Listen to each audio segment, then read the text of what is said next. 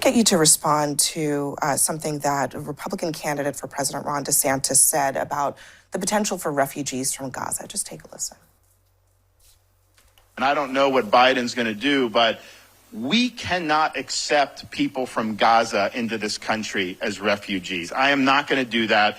If you look at how they behave, not all of them are Hamas, but they are all anti-Semitic. None of them believe in Israel's right to exist. There's a lot in there, but I wonder for you, is he touching on something that that is perhaps real here? Should Arab countries be taking on the lion's share of the burden to absorb what could be over 1 million, if not more, refugees from Gaza? I think there's something to be said about the region's partners being able to support and step up Palestinians. However, that does not abdicate the United States from our historic role that we've played in the world of accepting refugees and allowing people to restart their lives here. And I also want to address something very specific about what Governor DeSantis said when he said, quote unquote, all Gazans are anti-Semitic. How incredibly destructive and dangerous that rhetoric is. We just had a 6-year-old boy stabbed 26 times this morning because of rhetoric like that. So that's AOC obviously reacting to recent statements from Ron DeSantis, which caused quite a stir, I think, understandably. What do you make of Ron DeSantis saying that we cannot accept any immigrants from Palestine specifically because all Palestinians are anti-Semitic? So I actually think AOC had a pretty apt response to that I had no quibble with until that very last line. And we talked in more detail about the horrific murder of this little boy yesterday. You should check out that segment for more on that. So directly attributing rhetoric and speech, rather than the person who literally did it. I don't want to get into another discussion of that, but that troubles me. But the rest of what she had to say, that's fair. DeSantis used the words all and none. He used, totalizing language. It is not accurate to say that all of the people in Gaza are anti-Semitic or in support of Hamas. In fact, that undercuts arguments that many who support Israel and to some degree what Israel is doing, it undermines the argument that they're making, because the argument is actually that the people of Palestine are being held hostage and are just as much victims of what Hamas has done what Hamas is doing in that country, the position that's put them in. So to say that they all hate Israel or they all hate Jewish people is not accurate and is not helpful. So I don't think he should have said that. Now, on the question of what to do with refugees from Gaza or elsewhere, even AOC conceded there that there's a good degree of regional obligation. Within the right, I'm a little bit more on the pro immigration side than many others. So I'm going to make an argument that I imagine this is not my argument, but I think what someone who might be a fan of DeSantis on this issue would be saying here is we're under no obligation, and is there a danger in exporting people, not regular Palestinian people, but would it be fair to scrutinize people for Hamas ties or or Hamas loyalties if they were to enter our country? So I want to address the question, this idea of neighboring Arab countries being unwilling to take Palestinian refugees. Nearly 1/3 of all Palestinian refugees, more than 1.5 million individuals, live in 58 recognized Palestine refugee camps in Jordan, Lebanon, Syria, in addition to these occupied territories in Palestine. So disproportionately, it is in fact true that these countries, which frankly are not very well resourced, have taken in millions of refugees from Israel as a consequence of the Nakba in 1948 and the dispossession of Palestinians over several wars that have happened since then. So there is something a little rich, I think, in a broader historical context about land that was acquired by England in the wake of World War I, being ceded to Jewish people to settle in Israel largely as a consequence of European countries in the United States of America being so anti-Semitic, even after World War II, that they were unwilling to take large Jewish refugee populations. And this was a workaround for everybody involved, unless, of course, you were a Palestinian already living in that area. So I want to complicate the conversation about refugees a little bit.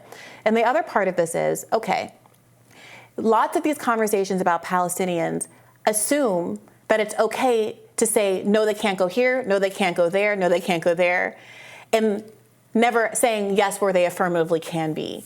Because the reality is that they have already been squeezed into these very small occupied territories where they have no self-determination, they aren't in control of their own water and power and food. They've been blockaded so that other countries and humanitarian efforts can't come by sea and give goods to the Gaza Strip. They are completely under the dominion and control of Israel. Israel's now told them to evacuate the top half of Gaza. So 1 million people have evacuated and are being told to evacuate into the bottom half of the country. Who knows what's going to happen or if they're ever going to be allowed back into the top half of the country. And they're also being prevented from leaving and going anywhere else to seek refuge. Israel bombed the Rafah Gate earlier this week. So if they can't be in Palestine and they can't immigrate to other countries and they can't go to including neighboring Arab countries, partly because so many of them already have, and I think kind of understandably, many Arab countries are concerned about having the financial toll of this war, which they don't support. They don't support the dispossession of Palestinians. They also don't want to contribute to Palestinians being dispossessed from their land, being told to leave with no right of return, right? Because nobody wants to be refugees forever, and ceding your what do they say in real estate? Real estate possession is 9/10 of the law, or whatever it is. Like, you tell me, I don't know. Being able to physically occupy your space is one of the last claims that they can make to the land of Palestine. Do you want to contribute to Palestinians living without actually having a right to return? All of this is going into the conversation about what's going on with this crisis. Okay, I mean, if they don't want to leave, they don't want to leave. But that doesn't. I don't think any of that answers the questions or makes the point that the U.S. has some obligation to take in vast. I think a conservative would say the U.S. doesn't have some obligation to take in a vast number of Palestinian refugees. Well, I think it's an interesting question because many people do feel that America should take in a large number of Ukrainian refugees. What we've seen in the immigration discussion is that many Ukrainian refugees have been able to skip the line and get special provisions to be resettled in the United States of America, a war that I think that we also shouldn't have anything to do with and all of that. But Ukrainian refugees are not getting leading presidential candidates and governors of states casting aspersions upon their character, saying they are unsuitable to be American citizens. Let's play that out a little bit. Let's say there was some vast number of refugees from a Eastern European. Maybe let's Germany. Have a number. As of February of this year, guess how many Ukrainian refugees have been admitted? I don't know. Probably a lot. I don't know. 271,000. This is an article from February, so who knows what it's been since then. Over a quarter of a million Ukrainian refugees. Yeah, but I don't know who that's a gotcha for. I'm sure that the conservatives making this argument against the Palestinian refugees would also oppose this. Did you think Ron DeSantis wants to bring 270,000 Ukrainian refugees here? I don't know, but I very much doubt it. So I don't know that that's a gotcha.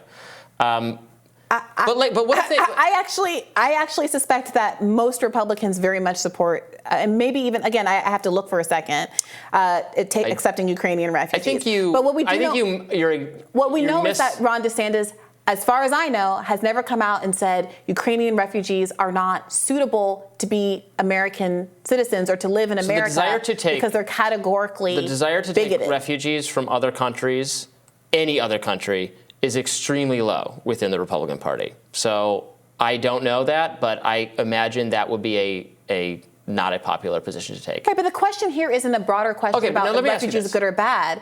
It's about, can we categorically say, I cannot believe we're even having this conversation. Okay, not with you. I'm just saying that we have to be debating a statement like this would ever be made by a sitting official in the United States of America in 2023. We're talking about a moral superiority and how there's barbarism in Palestine because they hate X, Y, and Z, and they do this, that, and the other to people, and that they're bigoted and that they don't have equality there.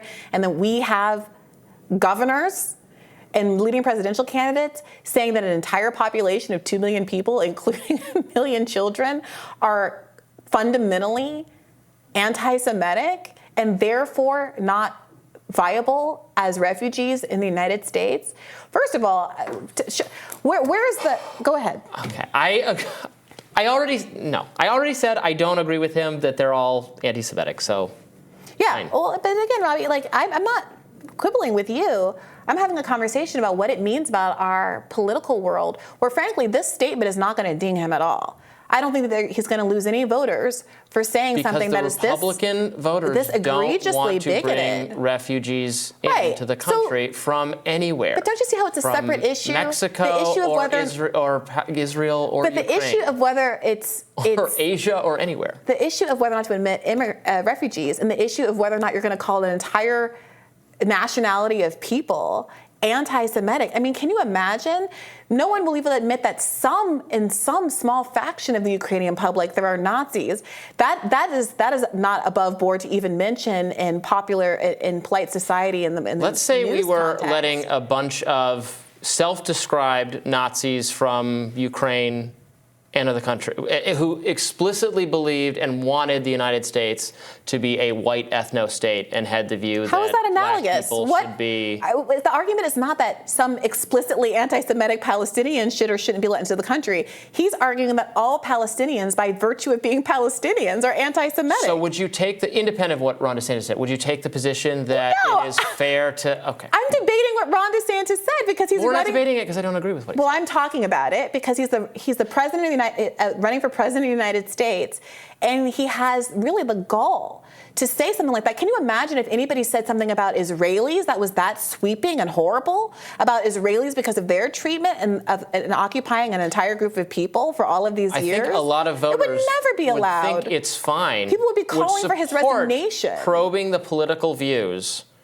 of people entering this country as refugees. But that's not the issue. That's not what he said. That is not what he Okay, but I said. think that's the issue. There are immigration tests and there are vetting requirements for refugees And those are fine. and a ton of paperwork that already exists. The question is whether categorically, That's fine for everyone else. to, Would that be okay for Palestinians they should too? follow the same rules that every other refugee follows. I would say the same with Should they Ukraine, but they got to skip the Should they be asked line. about their views on Hamas when they enter the country?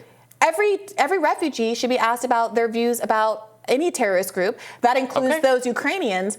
Over 250,000 of them. I don't know why you keep saying that like I did. Sure, that's fine. Yeah, That scrutinize them includes too. Ukrainians, over 250,000 of them who have been let into the country Okay, ahead fine of with many scrutinizing other them. So I would gather the ahead vast of many majority other of immigrant Republicans. groups who have been patiently waiting and who are from situations and are fleeing crises at least as dire from all over the world. The fundamental issue here, and something that people have been raising for a long time, is whether or not some combination of racism and Islamophobia is causing people to look at the plight of Palestinians differently than they look at the plight of other oppressed people around the world. And America has a history of favoring white immigrants entering into this country. It had rules like the Chinese Exclusion Act that did not become undone until the context of the civil rights struggles of Black Americans in the middle part of the last century. And that is part of why America looks like it does. It's because there was an explicit quota system that was intended to keep America white. It was not a natural occurrence of immigration patterns in the world. And so contending with that reality, I think many people are scrutinizing the policy decisions that have been made with respect to the admission of Ukrainian immigrants. Among their ranks, I'm sure, are people who are sympathetic to Azov Battalion and Nazism and all that kind of stuff in Ukraine. That's a problem they're dealing with there. The same way that you can make some argument about how some Palestinians, of course, are going to be anti-Semitic or anti-Israel and those kinds of things. But is there different treatment happening for one group versus the other, and why? I just don't know who you're talking to here, though, because most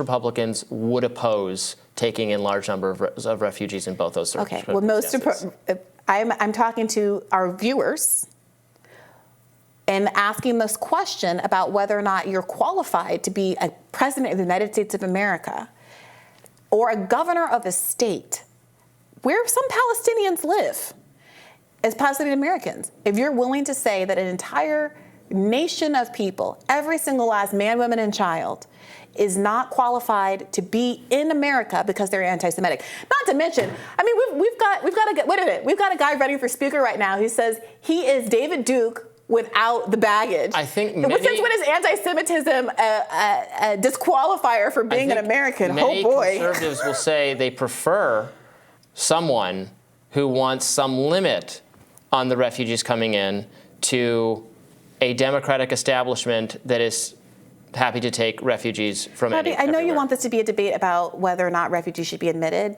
but this is a debate, this is a conversation about Ron DeSantis saying something very bigoted and inflammatory.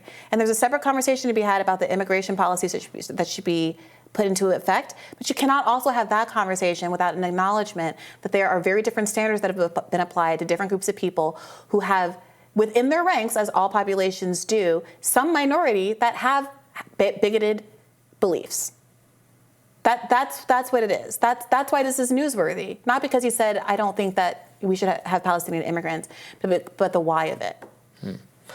All right, more Rising right after this.